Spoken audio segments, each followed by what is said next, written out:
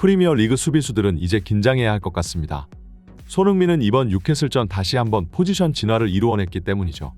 그동안 상대팀들은 손흥민 하나를 막기 위해 중앙의 모든 수비를 밀집시켰지만 이제 그 위치에는 히샬리송이 대신 들어갈 것이고 손흥민은 측면 공격수로 출전해 수비수들을 유린할 겁니다. 당장 뉴캐슬전에서 리그 최고의 풀백이던 트리피어가 정신 못 차리고 털린 걸 보세요. 이제 손흥민에게는 본격적으로 완벽한 무대가 갖춰졌습니다. 여기에 메디슨마저 부상으로 돌아온다면 토트넘은 더욱 날개를 달게 되겠죠. 현재 손흥민이 10골로 3위 홀란드가 14골로 1위지만 최근 골 페이스를 봤을 때 조만간 순위가 역전되어도 신기할 것 같지 않네요. 최근 위기에 빠져있던 토트넘에게 저번 뉴캐슬전은 돌파구를 찾아낼 수 있었던 경기였습니다. 토트넘은 다른 빅클럽에 비해 빈약한 스쿼드를 갖추고 있는 만큼 최전방에서의 결정력이 현저히 떨어지는 편이었고 손흥민을 제외하면 골 전환율은 리그에서 최악의 수치를 기록하고 있었는데요. 그만큼 토트넘은 손흥민 한 명에게만 의존하는 경향이 더욱 심해졌고 경기를 승리할 수 있는 단 하나의 방법은 중앙 스트라이커로 출전한 손흥민에게 최대한 많은 패스를 건네주며 최소한의 기회에서 최대의 효율을 뽑아내는 손흥민의 슈팅 능력에만 기댈 수밖에 없었습니다. 실제로 손흥민은 이번 시즌 리그 초반부터 엄청난 골 페이스를 보여줬고 과거 손흥민 커리어 전체를 찾아보아도 이번 시즌만큼 손흥민이 빠르게 골 기록을 쌓아나갔던 적이 없었는데요. 하지만 화끈한 공격 축구로 프리미어리그에서 돌풍을 일으키고 있던 포스테코글루 감독의 전술이 점차 상대팀에게 읽히기 시작하며 아슬아슬한 경기력을 보여주더니 결국 첼시전 그동안 쌓아왔던 문제점이 한꺼번에 터져버리고 말았습니다. 토트넘은 과도하게 높은 수비 라인으로 계속해서 뒷공간 공략에 약점을 드러내고 있었지만 리그 수위급 센터백인 로메로와 반더벤이 이를 막아내며 승리를 이어갈 수 있었는데요. 하지만 첼시전 로메로가 다이렉트 퇴장을 당함과 동시에 반더벤은 햄스트링 부상을 입으며 최소 한 달간을 결장하게 되었고 주축 수비진이 모두 빠져버린 토트넘은 그 뒤로 1무 3패를 기록하는 최악의 부진을 보였었습니다. 특히 날이 갈수록 손흥민을 향한 상대팀의 견제는 심해져가는 중이고 파트너로 출전한 다른 공격수들이 결정력에서 큰 하자를 보이는 것이 제일 문제였는데요. 웨스트햄의 모예스 감독은 오직 손흥민 한 명만을 막기 위해 4명이 넘는 맨마킹을 붙였으며 경기 내내 지속되는 밀집 수비의 토트넘의 공격은 최근 한 달간 형편없는 통계를 보였습니다. 이런 상황에서 이미 맨유와 첼시를 잡아낸 전적이 있는 뉴캐슬과 맞붙는다는 것은 5경기 무승이 아니라 6경기 무승까지도 이어질 수 있는 위기였는데요. 하지만 포스테코글루 감독은 여기서 전술 변화를 시도했고 그것이 제대로 적중했습니다. 영국의 많은 축구 전문가들이 뉴캐슬전 토트넘의 포메이션에 당황해하는 모습을 보였는데요. 그동안 토트넘의 최전방은 손흥민이 지키고 있었고 히샬리송은 항상 측면 윙어로 출전했었으나 이번 뉴캐슬전에서는 이 둘의 위치가 뒤바뀌어버린 것이었죠. 많은 팬들은 안 그래도 토트넘 최악의 골결정력을 보유하고 있는 히샬리송이 가장 많은 찬스가 찾아오는 최전방 스트라이커에 뛴다는 건 자멸 행위나 다름없는 짓이라는 반응을 보였고 포스테코글루 감독이 사실상 이번 경기를 던져버리는 것이 아니냐는 말까지 나올 정도였는데요. 하지만 뉴캐슬이 우세할 것이라는 전문가들의 의견과는 다르게 상황은 경기 초반부터 빠르게 뒤집히기 시작했습니다. 토트넘은 의도적으로 중앙 지역 쪽으로 볼을 투입시킨 뒤 다시 뒤로 공을 돌려 공격 전개를 이어나가는 패턴을 사용했는데요. 이는 상대 수비수들을 중앙 쪽으로 끌어들이기 위함이었고 수비 대형이 안쪽으로 좁혀진 만큼 그만큼 측면에 있는 손흥민에게 더욱 많은 공간이 열린다는 것을 의미했습니다.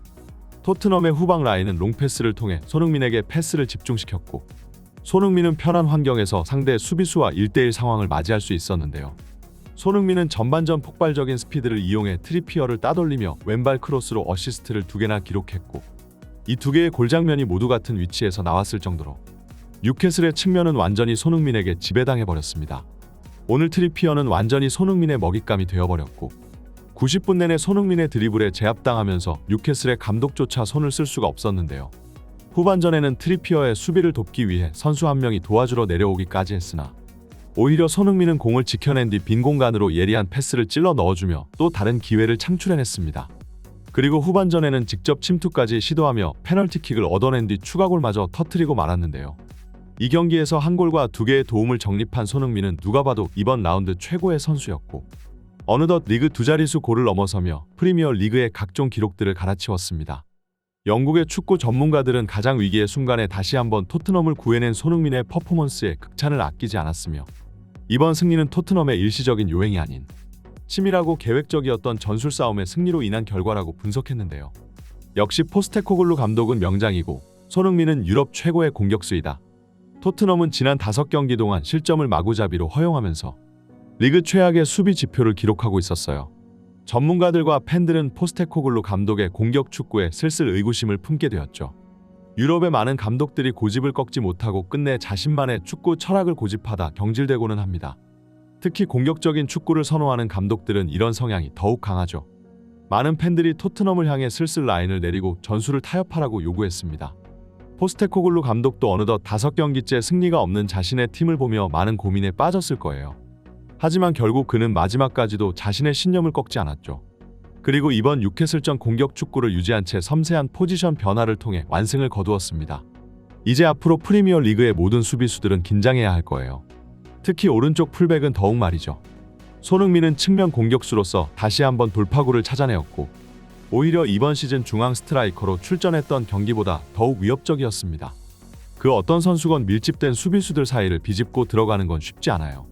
음바페나 홀란드는 물론이고 손흥민도 마찬가지죠. 하지만 1대1 상황에서도 손흥민이 힘을 못 쓸까요? 손흥민은 유럽 최고의 스피드와 발기술을 가진 선수입니다. 게다가 그가 가지고 있는 양발킥 능력은 상대 수비수가 쉽게 달려들지 못하는 이유이죠. 손흥민의 발에서 공이 떠나기만 해도 이미 실점했다는 걸 직감하고 있을 겁니다.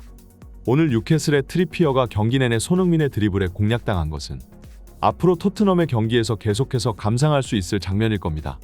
중앙이 아니라 측면으로 출전한 손흥민은 이제 터치라인을 옆에 끼고 더욱 위협적인 드리블 시도를 할 수 있게 되었어요. 최근 두 줄 수비에 가로막히는 상황을 해결하기 위해 포스테코글루 감독이 완벽한 맞춤 전술을 가져왔습니다. 게다가 히샬리송을 중앙에 배치시킨 것도 날카로운 분석이었어요.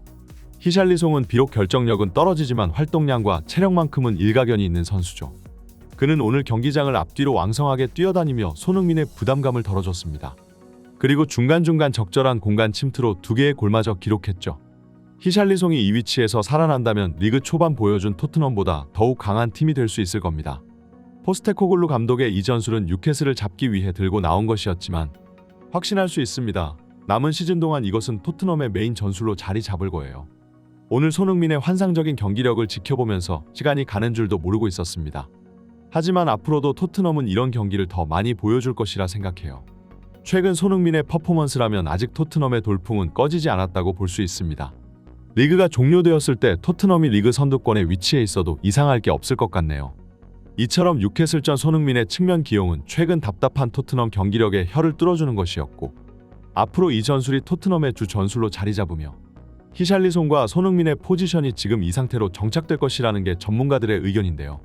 중앙 스트라이커가 더 많은 골을 넣을 수 있는 자리는 맞으나 앞으로 계속 두 줄 수비를 맞이해야 하는 손흥민 입장에서 오히려 더 골에 가까운 찬스를 만들 수 있는 건 바로 이 측면 공격수 위치가 아닐까 싶습니다.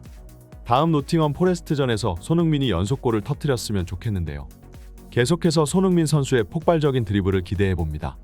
오늘의 영상은 여기까지입니다. 지금까지 풋볼 랭킹이었습니다. 구독과 좋아요는 영상 제작에 큰 힘이 됩니다. 감사합니다.